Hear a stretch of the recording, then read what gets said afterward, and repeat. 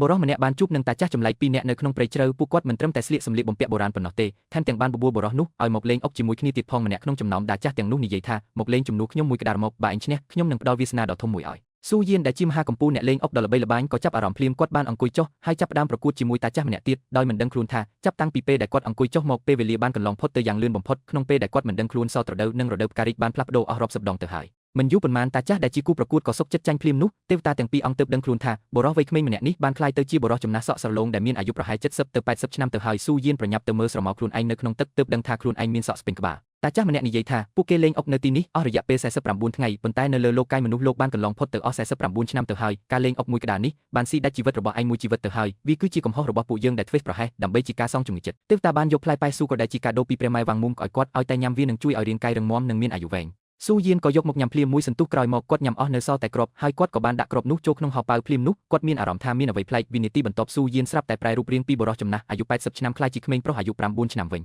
ទេវតាចាស់ឃើញបែបនេះក៏ប្រញាប់សុំទោសដោយសារភ្លេចថាស៊ូយៀនគឺជាមនុស្សធម្មតាហើយឥទ្ធិពលនៃផ្លែប៉ែស៊ូនេះវាខ្លាំងពេកសម្រាប់មនុស្សលោកនិយាយចប់ទេវតាទាំងពីរនាក់ក៏ប្រញាប់ចាក់ចេញទៅដោយក្តីអាប់អន់ស៊ូយៀនគិតថាខ្លួនឯងកំពុងយកសពប៉ុន្តែនៅពេលដែលកន្ត្រកឫស្សីដែលគាត់យកមកតាមខ្លួនបានរលីបាត់ទៅជាភេសគាត់ទើបដឹងថាអ្វីគឺជាការពិតស៊ូយៀនបានប្រញាប់ចាក់ចេញពីព្រៃប៉ុន្តែនៅពេលដែលគាត់មកដល់ទីក្រុងធំគាត់ឃើញសុទ្ធតែអគារខ្ពស់ដែលខុសប្លែកទាំងស្រុងពីពិភពលោកដែលគាត់ធ្លាប់ស្គាល់គាត់មិនដឹងថាប្រពន្ធនិងកូនស្រីរបស់គាត់នៅមានជីវិតឬយ៉ាងណានោះទេគាត់បានធ្វើដំណើរទៅផ្ទះតាមការចងចាំសំណាងល្អដែលផ្ទះរបស់គាត់មិនសូវមានការផ្លាស់ប្ដូររំពេចនោះមានឡានសង្គ្រោះបន្ទាន់មួយបានមកឈប់នៅមុខផ្ទះគេឃើញមានស្ត្រីចំណាស់ម្នាក់ត្រូវបានគេរុញចេញពីឡានគ្រូពេទ្យបានប្រាប់អ៊ីងថាលោកយាយរបស់នាងលែងមានសង្ឃឹមទៀតហើយខណៈនោះលោកស្រីចំណាស់ក៏ដឹងខ្លួនថាជីវិតចិត្តដល់ទីបញ្ចប់ដែរគាត់គិតថាទីបំផុតគាត់អាចទៅជួបជុំជាមួយស៊ូយៀនដែលជាស្វាមីរបស់គាត់វិញហើយនៅពេលដែលគេរុញលោកស្រីចំណាស់ចូលក្នុងផ្ទះវីឡាស៊ូយៀនចង់ចូលទៅតាមដែរប៉ុន្តែត្រូវបានសន្តិសុខគាត់ប្រាប់សន្តិសុខថាគាត់គឺជាមិត្តភក្តិរបស់លោកប្រធានលូសន្តិសុខសាយចំអកថាក្មេងអាយុ10ឆ្នាំដូចឯងចង់មកធ្វើជាមិត្តភក្តិលោកប្រធានចង់រកលេអីក៏ឲ្យវាមានសំហេតុផលខ្លះផងដោយសារគេមិនឲ្យចូលស៊ូយៀនក៏សម្រេចចិត្តប្រើកម្លាំងបាយដោយសារគាត់បានញ៉ាំផ្លែប៉ែស៊ូគាត់មានកម្លាំងខ្លាំងដូចគោជលគាត់បានដល់សន្តិសុខម្នាក់ចំក្បាលពោះហើយទោះបីជាមានសន្តិសុខច្រើនប៉ុណ្ណាក៏មិនមែនជាគូប្រកួតរបស់គាត់ដែរសំឡេងឡោឡានៅខាងក្រៅបានធ្វើឲ្យអ៊ីងចេញមកមើលនៅពេលនាងឃើញក្មេងប្រុសម្នាក់នេះនាងមានអារម្មណ៍ថាដូចជាធ្លាប់ស្គាល់ពីមុនមកស៊ូយៀនដឹងថាអ៊ីងហៅប្រពន្ធរបស់គាត់ថាលោកយាយគាត់ក៏ដឹងភ្លាមថាក្មេងស្រីម្នាក់នេះគឺជាចៅស្រីរបស់គាត់អ៊ីងប្រាប់ថាលោកយាយកំពុងឈឺធ្ងន់មិនចង់ឲ្យនរណាមកមានរំខានឡើយហើយក៏ដេញគាត់ឲ្យចេញពីផ្ទះត្រកូលស៊ូ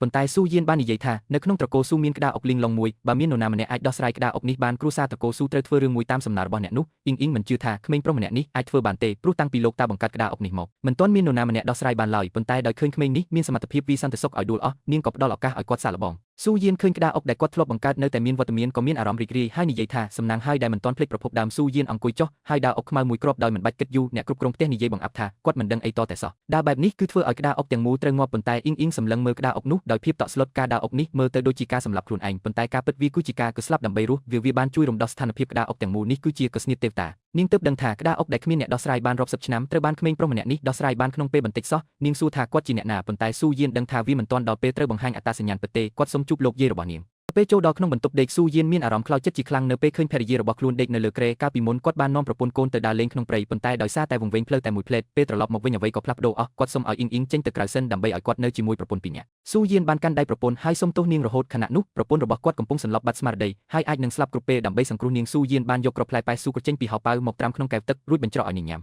នៅខាងក្រៅបន្ទប់ប្អូនស្រីពីរនាក់ទៀតរបស់អ៊ីងបានត្រឡប់មកដល់នៅពេលដឹងថាបងស្រីឲ្យក្មេងម្នាក់នៅជាមួយលោកយាយតែពីរនាក់ពួកនាងខឹងខ្លាំងណាស់ភ្លាមនោះស៊ូយៀនក៏ដើរចេញពីបន្ទប់មកពួកនាងសួរថាគាត់ធ្វើអ្វីខ្លះដល់លោកយាយស៊ូយៀនឆ្លើយថាគាត់កំពុងព្យាបាលជំងឺឲ្យពួកនាងមិនជឿឡើយប៉ុន្តែអ្នកគ្រប់គ្រងផ្ទះស្រាប់តែរត់មកប្រាប់ថាលោកយាយដឹងខ្លួនហើយគ្រូពេទ្យនិយាយថានេះគឺជាក្អឹបភូតហេតុវិទ្យាសាស្ត្រព្រោះមុននេះគាត់ចិត្តដាច់ខ្យល់ទៅហើយតែឥឡូវមានកម្លាំងរស់រវើកឡើងវិញទោះជាយ៉ាងណាដោយសារធ្លាប់រងរបួសក្បាលពីមុនគាត់នៅមិនទាន់អាចនិយាយបានទេលុះត្រាតែមានអ្វីមកប៉ះទង្គិចអារម្មណ៍ខ្លាំងទើបអាចនិយាយបានវិញគ្រូពេទ្យសួររកគ្រូពេទ្យទេតែបានជួយសង្គ្រោះគាត់ស៊ូយៀនក៏ដើរចេញមកលោកស្រីចំណាស់សម្លឹងមើលក្មេងប្រុសនេះដោយភាពងឿងឆ្ងល់ព្រោះក្មេងម្នាក់នេះមានមុខមាត់ដូចជាស្វាមីដែលបាត់ខ្លួនរាប់សិបឆ្នាំរបស់គាត់បេដាក់គាត់គិតក្នុងចិត្តថាតើគាត់ត្រឡប់មកវិញមែនទេបើគាត់នៅរស់គាត់ច្បាស់ជាចាស់ដូចខ្ញុំដែរមិនអាចក្មេងបែបនេះទេស៊ូយៀនសុំឲ្យគ្រប់គ្នាចេញទៅក្រៅម្ដងទៀតនៅពេលដែលនៅសល់តែពីរនាក់ស៊ូយៀនបានអង្គុយចុះក្បែរប្រពន្ធហើយនិយាយថាអូនសម្លាញ់គឺបងគឺស៊ូយៀនបងត្រឡប់មកវិញហើយ